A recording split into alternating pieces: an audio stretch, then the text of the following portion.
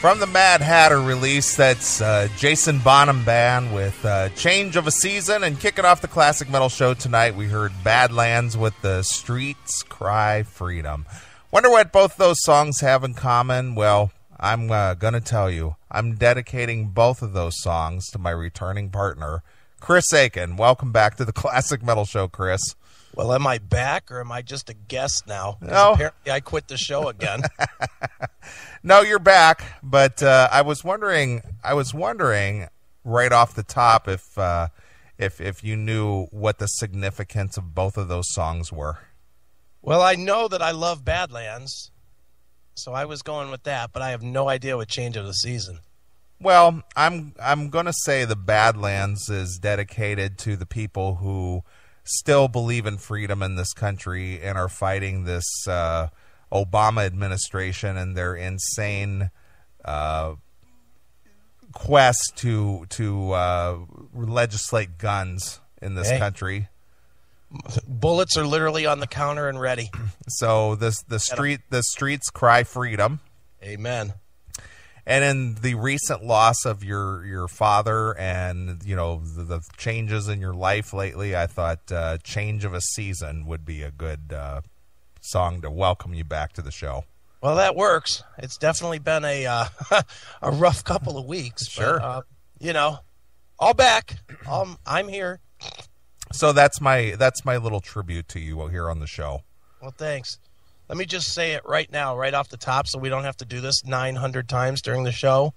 Thank you to everybody now and in advance for your thoughts and kind words and all that stuff about my dad. Yeah, it sucked. My dad died 2 weeks ago. And yeah, I want to leave it there. I do not want to get into some crazy nonsensical tribute about my dad tonight. So thank you. I appreciate the thoughts both now and over the past couple of weeks online and in emails and in calls and texts and blah, blah, blah. And that's all I want to say about it. Okay. All right. Well, very good. We are back on the Classic Metal Show. Chris is just hanging on by a thread. You've been pretty sick here for the last 3 or 4 days. Oh, man. If we were doing the show yesterday, it would have been a third week off. There's no doubt about it. I had literally no voice last night. I mean, none. Like, I couldn't even call you to tell you. Right. And then I had 103.5 fever to go with it. So yesterday was brutal. But today I'm back. My throat's a little bit raw. And I'm going to cough all through the show. But I think I've probably got enough to get through it. So, you know, for now we're going to roll. Excellent. Excellent. Well, we did a very in-depth music show last week. The fans rose to the occasion. See, I'm going to cough a little bit too. Helped me through the show and suggested a lot of great songs. And we delved into the taboo area of anal sex last week. Oh, really? Yeah, so you missed out. Was that receiving or giving? Both. Really? What side did you come out on? I came out on the side of plowing the back 40, as it was so eloquently mentioned. Plowing the back 40. Yep.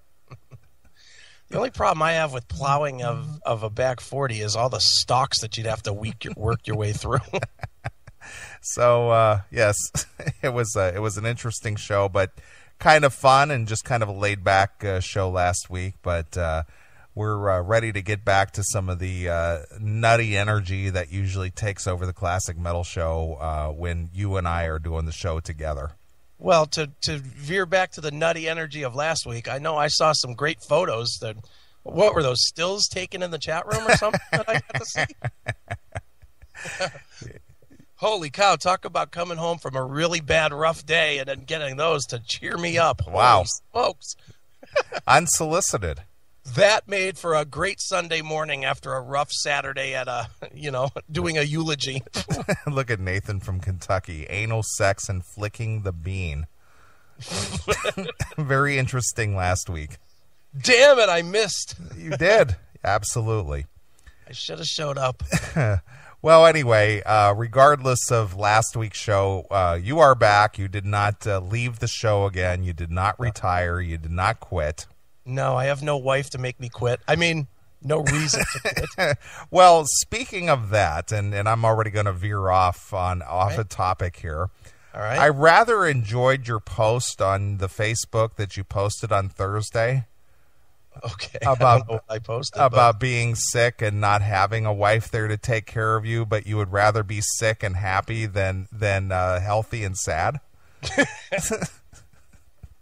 All right, I might have been a little delirious when I wrote that one. Well, but the thing is that I could have written that. I'm sure, man. I'm sure probably half the audience could have written that one too. Sure. Yeah. No, it was, this is really, I hate to get into stupid chatting, the classic dating room shop again, but this is the first illness that I've had since the old lady left. And right. It was definitely an odd week. I guess I'm so used to, just having chicken soup brought to me and, medicine and all that kind of shit that, it was weird to have to be sick and still muster my way out to, make some soup or, do something to try and feel a little better. Sure. But somehow I made it through. Right. You did. I don't know how that happened. I would have thought for sure that not having a spouse would have left me to die here in the house. Well, I read the post and I rather enjoyed it, and I thought, I could have very easily written that myself. That is too funny. Yep. So that is definitely one thing that I related to. So if you want to read something, lighthearted yet honest. Yeah, there it is. It's a very honest post. And yes, at the very beginning with your observations of what could be or what was and what is no more, you did come off kind of dickish, but sometimes being honest requires you to be dickish. Well, yeah. You know what? I mean, look, there's nothing that says that honesty is nice. It's just the opposite. Most times honesty doesn't feel nice, but whatever. You just got to be honest with what you're saying. And I don't know. I just say what I think. And in that particular instance, certainly, I mean, it's definitely nice to have a stable chick in your bed. But since I don't know anything about that, it was nice to not have one. Sure. Well, it was nice. Well, anyway, I just thought I'd throw that out there and mention it to you that I did read your post, and I thought, you know what? That was very direct. That was very honest, and I can relate. Was that on the CMS page? No, it was on your page. How did you read it? I can read. Get the fuck out of here! You got a Facebook no, that I don't know about? Nope. I'm just very covert. I'm a very covert. Look at you with a Facebook page, and you don't want to admit it. I know I don't have one. I'm clandestine. Oh, nice. Yes. That's too funny. Right. All right. Well, anyway, we are live on the Classic Metal Show. Chris is kind of feeling the pangs of, getting over a fever and some throat stuff. So we're going to muster through the best we can. So you may have a little more music tonight than normal. Yeah. So we don't blow out the vocal cords and have to leave the show halfway through. So here's a 5-hour block of nonstop rock.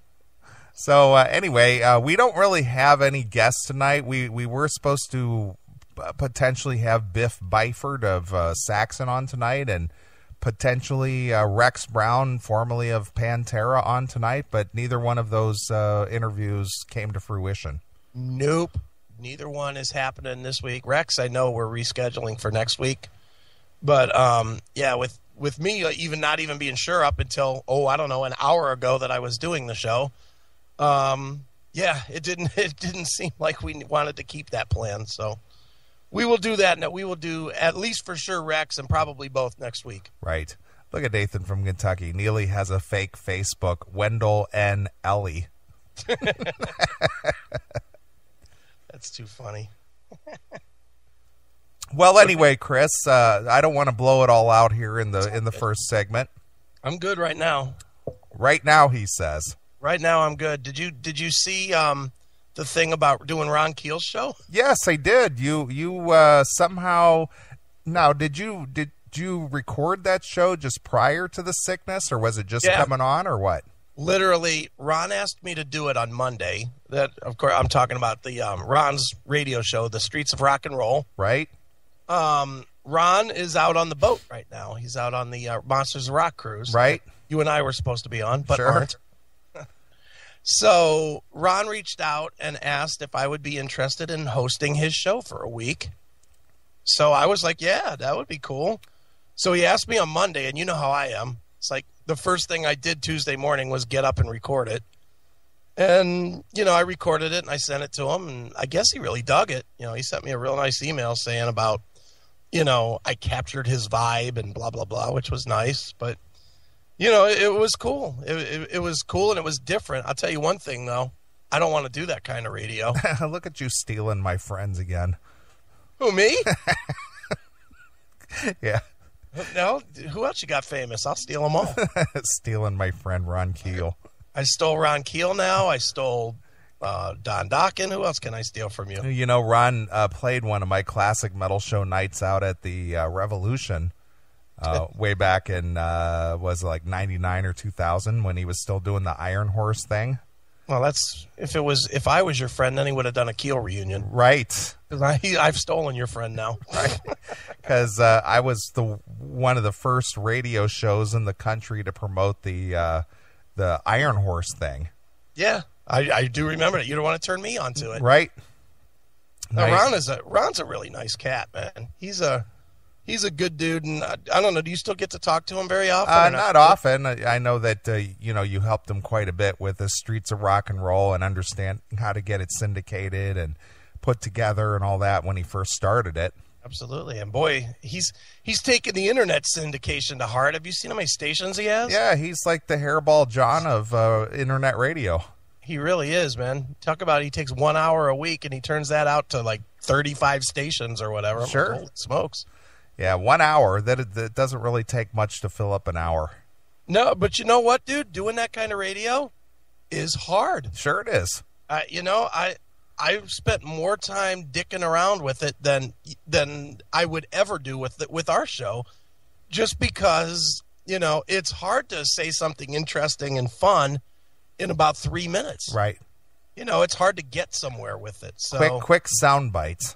yeah, and that's tough because then it's like you either are just the song introducer or you're trying to do slapstick humor. Right. And neither of those is what I am. Sure. So it was a little difficult, but it was fun. And, I appreciate Ron giving me the opportunity to do it. And Lord knows we're going to be, meaning the Classic Metal Show, is going to be advertised several times next week on however many online stations. So Sure. maybe we get some love out of it. Do you want to know what the first thing that went through my mind was when I saw that you posted that we're hosting the show? What's that? I wonder if Chris's mic went fucky on him at any point during the recording. And it did not. I bought some of that spray shit and I sprayed down my mic. So, Yes. So we should be good. But that was the first thing I thought. I wonder if Chris's mic went fucky on him. No, it did not. And believe me, the whole time I was recording it, I was like, oh, man, let this fucking mic work. I've been signing my emails to somebody who understands the humor. There you go, fucky, at work. Oh, is that your friend at work? Or A guy that I work with, he gets my humor, so That's great. he'll ask me to do something, and I'll send it back to him, with an attachment. There you go, fucky. I love that fucky is catching on. That's such a descript word. Fucky. It could be a good thing, or it could be it's one of those words that could be used in fun. Yeah. Could mean something good, Yeah, exactly. or something totally horrible. Oh, it's just like the word fuck.